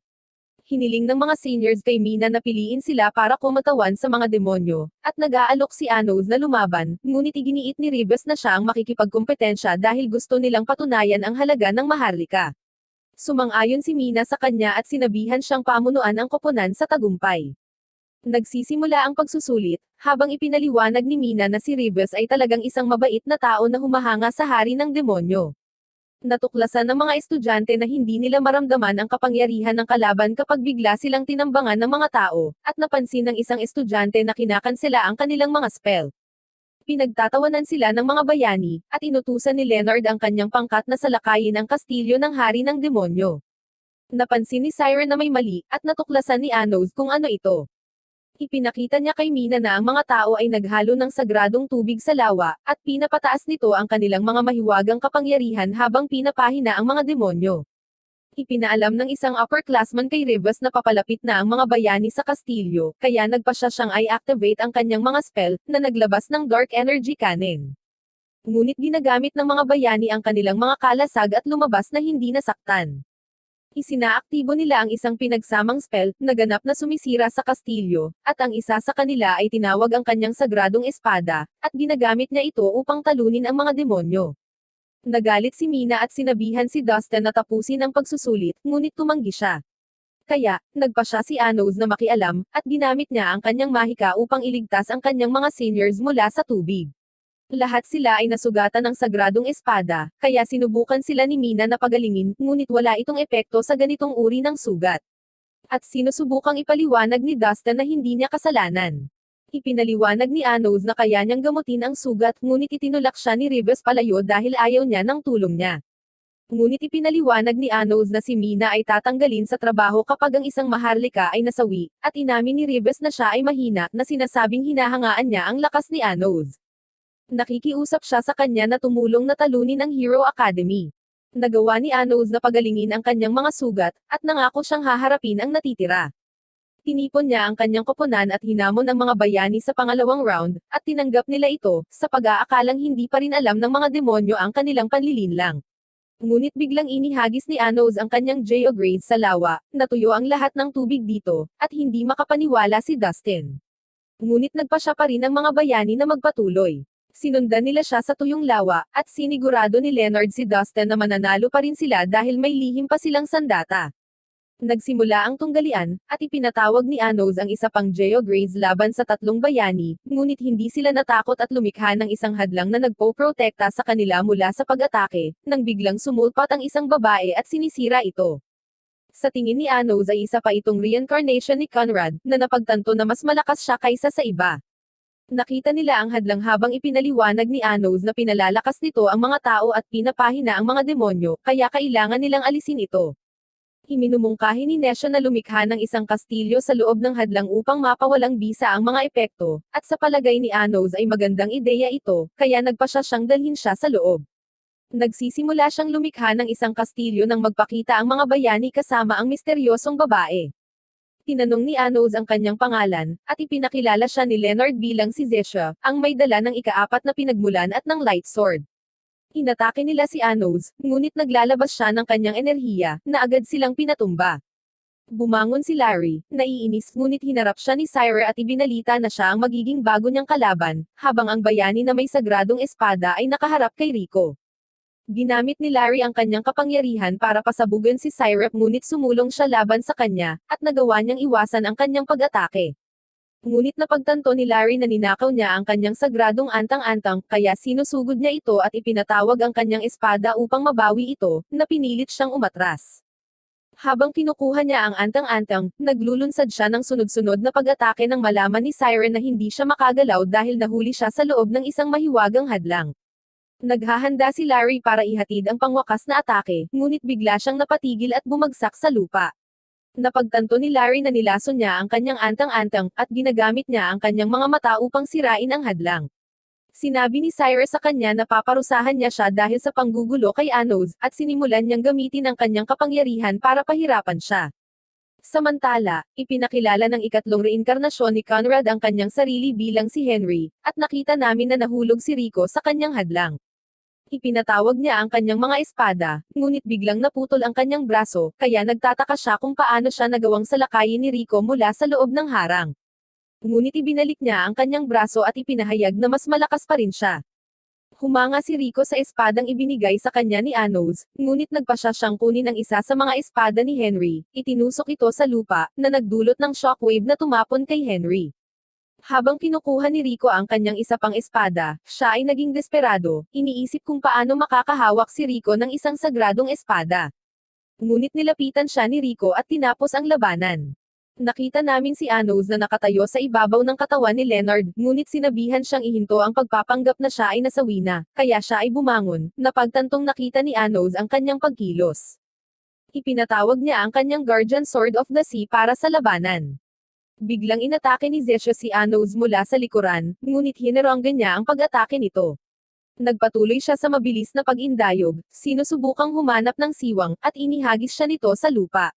Ngunit biglang umatake si Leonard mula sa likuran, ngunit ibinato sa kanya ni Anos si Zesha. Nagpasya si Leonard na isagawa ang lihim na spell ng tao, na sumasaklaw sa buong lugar, at pinalibutan sila ng liwanag habang ipinapaliwanag niya na ang mga puso ng 10 milyong tao na naninirahan sa kabisera ay dinadala sa kanila. Si Zesha ay sumusugod kay Anos at agad na sinira ang kanyang hadlang, ngunit siya ay umiwas sa kanyang pag-atake habang ginagamit ni Leonard ang pagkakataong makapasok. Hindi nila siya pinapayagang makabawi, at sabay nilang inatake siya, ngunit sa pagkakataong ito ay hindi na nila masisira ang kanyang hadlang. Napagtanto ni Leonard na mas makapangyarihan siya ngayon, at ibinunyag ni Anos na kinopya niya ang ideya ni Leonard at humingi din ng kapangyarihan mula sa kanyang koponan. Muling umatake ang mga bayani, ngunit ang mga tagahanga ni Anos ay kumakanta para sa kanya, na nagbibigay sa kanya ng higit na lakas, at madali niyang tinatangay ang mga ito. Umaatake si Leonard gamit ang isang energy blast ngunit madaling nadaig siya ni Anos na itinapon sila sa dingding. Hindi makapaniwala si Leonard na ang kanilang kapangyarihan na 10 milyon ay natatalo sa 8 lamang, ngunit sinabi sa kanya ni Anos na ito ay hindi tungkol sa bilang ngunit ang lakas ng damdamin, na sinasabi sa kanila na ang kanilang kapangyarihan ay hindi maihahambing sa kung ano ang mayroon kay Conrad 2,000 taon na ang nakalilipas. Ang bawat tao ay biglang nakarinig ng isang mahiwagang boses at napagtanto na ito ay talagang isang brainwashing spell. Sinabi ni Nesha kay Anos na ito ay isang tinig ng purong puot, ngunit ngayon ang mga bayani ay mas determinado na tapusin siya. Sinabihan niya si Nesha na umatras, at tuluyang nabalisa si Leonard habang lumilipad si Zesha patungo kay Anos at nag-activate ng isang kamikaze spell, na nagdudulot ng napakalaking pagsabog. Ngunit lumabas si Anos nang hindi nasaktan, at hindi makapaniwala si Leonard. Muling umatake si Zesha at nag-activate ng isa pang spell, ngunit sa pagkakataong ito ay isang distraction lang ito, at hinawakan ni Anos ang source nito, na pagtantong nasa isang walang katapusang loop siya. Ngunit narinig niya ang boses ni Eleanor, at tinawag siya nito upang salubungin siya sa loob ng santuwaryo dahil siya lamang ang makakapigil kay Zesha. Kaya't nagpasya siyang panatilihin itong abala at inutusan si Nesha na hanapin si Eleanor. Kaya pumunta si Nesha sa templo, ngunit nataman siya ng isang spell at napagtanto na sinalakay siya ni Dustin. Ipinatawag niya ang kanyang espada habang sinusumpa niya ang mga demonyo, at binuksan niya ang isang misteryosong pinto, na sinira ang kanyang shield. Inatake niya ito ng maraming beses, at ipinahayag ni Dustin na ang exchange class ay isang bitag mula pa sa simula. Naghahanda siyang sirain ang pinagmulan nito, ngunit nagpapakita na iligtas siya ni Anos. Pinagaling niya ito at nagpasya na harapin si Dustin, pinahirapan siya ng kanyang mga mata hanggang sa tuluyan na itong mawala. Ngunit siya ay muling nabuhay, at napagtanto ni Anos na siya ay may pananagutan sa pagkontrol sa lahat, na nagtatanong sa kanya kung bakit niya plinano ang lahat ng ito. Ngunit tinawag niya si Anos na isang maruming demonyo, kaya gumamit siya ng transformation spell upang ipakita ang tunay na anyo ni Dustin, na ginawa siyang isang hayop. Kinokontrol niya ang kanyang mga estudyante at inutusan silang atakihin kaagad ang mga demonyo, na ipinapahayag na pararangalan niya ang bayaning si Conrad. Ngunit nabigo ang kanyang spell, at iniisip niya kung ano ang nangyari. Ipinaliwanag ni Anos na huminto siya sa oras bago maging huli ang lahat, at inalis niya ang pinagmula ni Dustin sa kanyang katawan, sa pag-aakalang ang Hero Academy ay hindi katulad ni Conrad, na inaalala ang lahat ng mga laban na kanilang nakipaglaban. Nakiusap siya kay Anos na tapusin siya, kaya dinurog niya ang kanyang pinanggalingan, binura siya mula sa pag-iral. Dinala niya si Nesha sa santuwaryo kung saan natagpuan niya si Eleanor, at tinanong niya ito kung sino talaga siya. Kaya't ibinunyag ni Eleanor na siya ay Salamangka mismo, na nagsasabing siya ay nilikha gamit ang isang ipinagbabawal na spell na nagpapalit ng mga tao sa magic. Napagtanto ni Anos na siya ang may pananagutan sa hadlang, at para sa pagpapagaling sa mga bayani pagkatapos nilang matalo. Ginagamit niya ang kanyang kapangyarihan para gumawa ng mga clone ni Zesha, na nagpapaliwanag kung bakit siya patuloy na bumabalik. Binasag niya ang salamin gamit ang malademonyong mga mata niya para palayain siya, at binigyan niya ito ng uniforme. Inalis niya ang kanyang harang, at ipinahayag ni Eleanor na ang lahat ay binalak ni Jargo, ang commander na napupuot sa mga demonyo. Natakot siya na makakalimutan ng mga tao ang kanilang pagkamuhi sa mga demonyo, kaya nilikha niya ang Hero Academy upang panatilihing buhay ang sama ng loob at binago ang kanyang pinagmulan sa dalawang spell. Ang una ay ang spell na nagpapahintulot sa pagbabahagi ng kapangyarihan, at siya ang pangalawa, ngunit siya ay itinuturing na isang kabiguan dahil hindi niya namana ang galit sa mga demonyo na mayroon si Jargo. Inihayag niya na 2,000 taon na ang nakalilipas, si Conrad ay sumalungat sa kanyang mga plano sa digmaan, kaya siya ay pinagkanulo at pinaslang ng kanyang sariling mga tauhan. Ipinagtapat ni Eleanor na naghihintay siyang makilala si Anos, sinabihan itong sirain siya dahil gusto niyang wakasan ang kawalang isip ni Jargo. Isang clone ni Dustin ang hamarang sa kanila, habang ipinapaliwanag niya na siya at ang mga bayani ay patuloy na babalik maliban kung siya ay nawasak. Naghahanda siyang lumaban, ngunit sa sandaling iyon, ang iba pang 3 demonyong emperor ay sumalakay sa silid gamit ang sagradong espada ni Conrad kasama si Delivaya.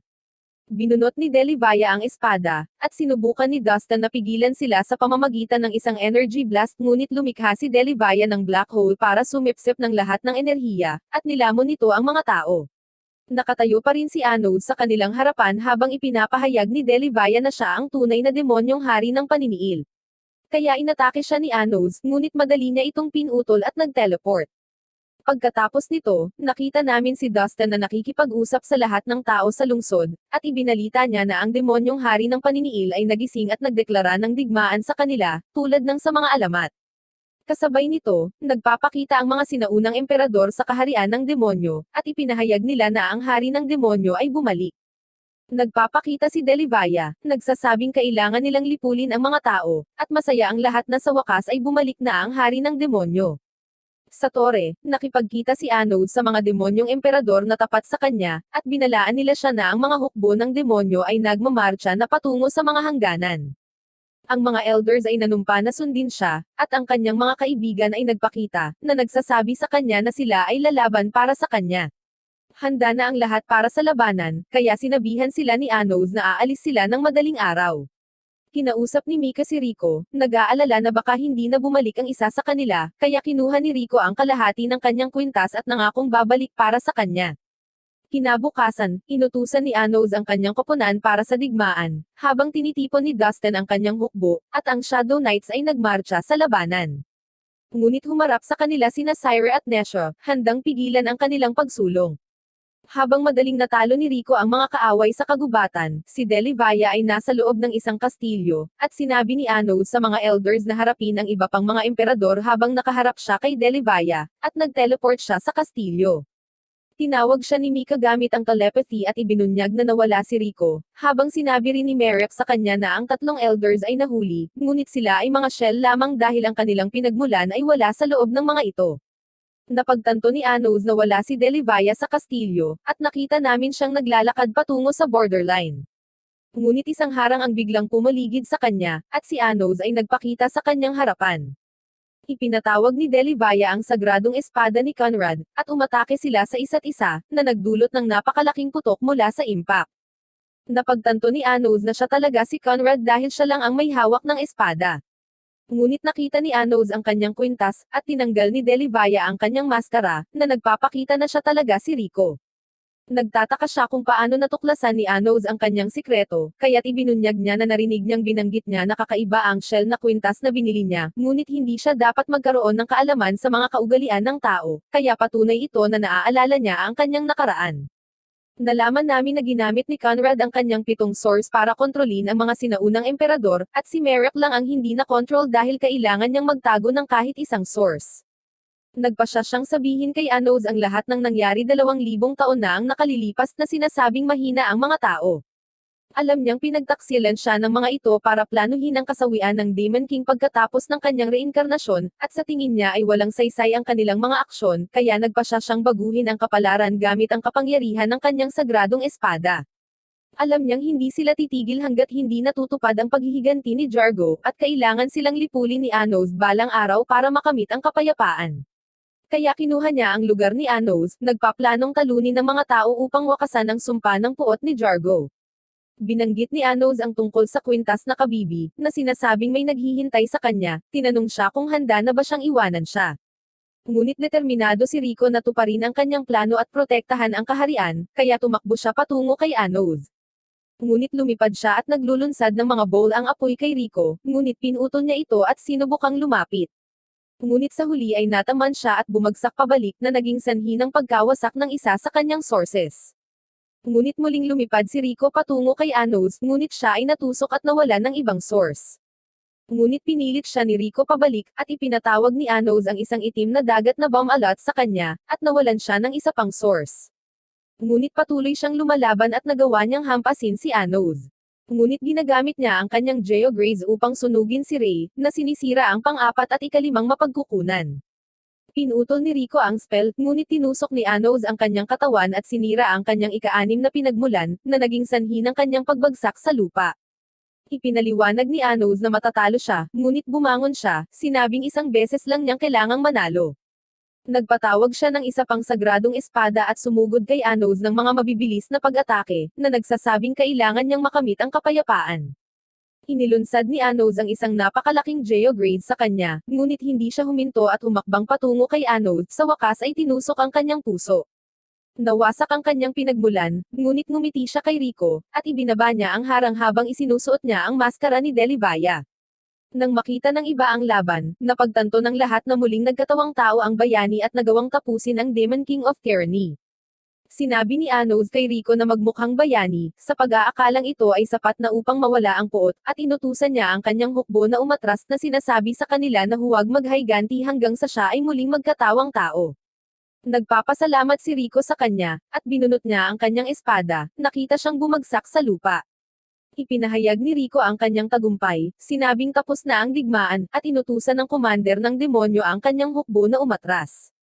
Ngunit hindi matanggap ni Dustin na magtatapos ang lahat sa ganito, kaya inutusan niya ang kanyang hukbo na alisin ang lahat ng mga demonyo. Ipinatawag niya ang isang hukbo ni Zesha, ngunit si Eleanor ay nagpakita sa kanila at nagmakaawa sa kanya na itigil ang digmaan. Ngunit siya ay kinuha ayon sa kalooban ni Jargo, at ipinaliwanag na ang mga tao ay dapat sirain ang bawat demonyo upang makamit ang tunay na kapayapaan. Tumanggi siyang hayaan ang isang 2,000 taong gulang na puot na magwakas ng ganito, at ginamit ang spell na nilikha ni Jargo upang ma-hypnotize ang hukbo upang ipagpatuloy ang digmaan. Nagpapakita si Jargo sa kanilang mga mata, at sinubukan ni Rico na sirain siya, ngunit ang sagradong espada ay walang epekto sa kanya. Nagpapakita na pinigilan siya ni Syra at Nesha, at inilunsad ni Evos ang kanyang fusion spell habang magkahawak sila ng kamay, at pinagsama ng spell ang kanilang dalawang source sa isang katawan. Sinubukan siyang pigilan ni Jargo, ngunit patuloy siyang sumusulong, kaya inutusan niya ang mga Zesha na sirain ang kanilang mga sarili, ngunit pinatumba sila ni Rico. Gumagawa si Mika ng bula, at pinahiwa-hiwalay niya ang kanyang mahika para pigilan ang iba pang mga clone. Inaantala ng mga batang babae ang spell, ngunit si Jargo ay masyadong malakas, at tinipon niya ang clone na hukbo, na nagdulot ng malaking pagsabog habang ang isang liwanag ay kumalat sa buong kaharian. Ngunit ang mga clone ay nahulog sa lupa sa huling minuto, at si Anos ay nagpakita upang tulungan sila. Habang nagtataka si Jargo kung paano siya muling nagkatawang tao pagkatapos na sirain ang kanyang pinagmulan, ipinahayag ni Anos na nag-activate siya ng isang source magic at ipinadala ang kapangyarihan ng pag-atake ng bayani, na ginawang sinaunang mahika upang buhayin ang kanyang source. Ngunit ipinaliwanag niya na magagawa lamang niya ito sa isang pag-atake na natanggap na niya. Nagpasya si Jargo na alisin siya gamit ang kanyang sariling mga kamay at ginamit ang kanyang spell upang maubos ang buhay ng lahat sa kaharian, na ginagawang isang higanteng sagradong kabalyero. Inatake niya si Anos, ngunit nakialam si Rico, at sinabi sa kanya ni Anos na maaari nilang wakasan ang sumpa. Pumasok si Rico, ngunit nahuli siya ng isang pag-atake ng enerhiya at itinapon sa kagubatan. Sinubukan ni Anos na i-immobilize si Jargo gamit ang kanyang mga tanikala, at sinimulan niya itong sunugin, ngunit inatake ni Jargo si Anos na nagpapadala sa kanya na bumagsak sa lupa. Mukhang nasugatan si Anos, ngunit ginamit niya ang spell ni Jargo at muling humingi ng tulong sa mga babae, kaya nagsanib puwersa sila at nagbahagi ng kanilang lakas. Nagpatawag si Jargo ng daan-daang sagradong mga espada at inilunsad ang mga ito sa hukbo ng demonyo, ngunit pinoprotektahan sila ni Eleanor gamit ang kanyang hadlang at sinabihan silang umatras. Ngunit nagsimula silang maniwala kay Anos, at ibinabahagi rin nila ang kanilang kapangyarihan sa kanya.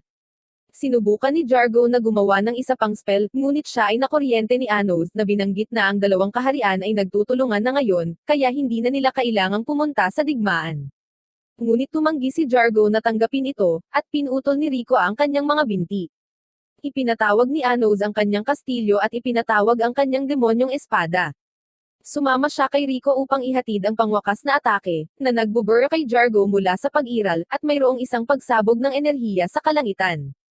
Tumakbo sina Syra at Nesha kay Anos, at nahanap ni Rico si Mika. Nagpakita si Anos sa harap ni Eleanor, at gumamit siya ng spell para ibahin siya sa kanyang magic para walang maling gumamit sa kanya. Bumalik sa kapayapaan ang mundo, at tinatanggap ng lahat si Anos bilang tunay na hari ng demonyo. Umuwi siya, at masaya ang kanyang ina na ligtas na siya. Ngunit napansin niya na nagdala siya ng ibang babae sa bahay. Binanggit din ni Syra ang 10,000 na Zeshot kaya nagulat sila, iniisip na sobra ang riz niya.